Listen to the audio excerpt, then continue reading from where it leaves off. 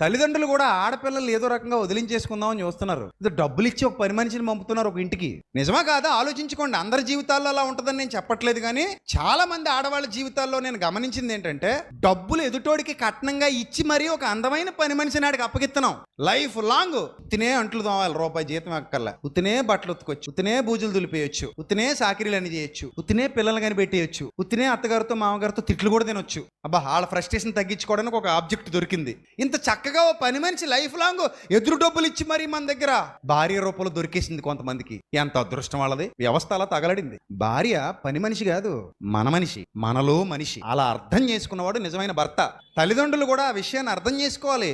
నా కూతురున్న పని మనిషి కింద పంపేస్తున్నాను అనుకుంటే, అలా పని మనిషిగా ఎదురు కట్నం ఇచ్చి ఎవడింటికో పంపే బదులు ఎక్కడో చోట కూలికి పెట్టేసుకోవచ్చుగా. నీకే తెచ్చిస్తుంది ఆ జీతం ఏదో, కనీసం ఆ బతికేదో స్వతంత్రంగా బతుకుద్ది నీ దగ్గర.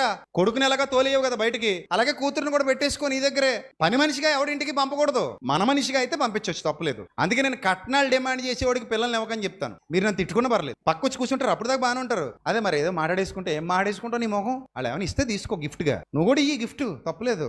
గిఫ్ట్ వరకు ఓకే, డిమాండ్లు ఏంటి నాకు అర్థం కదా.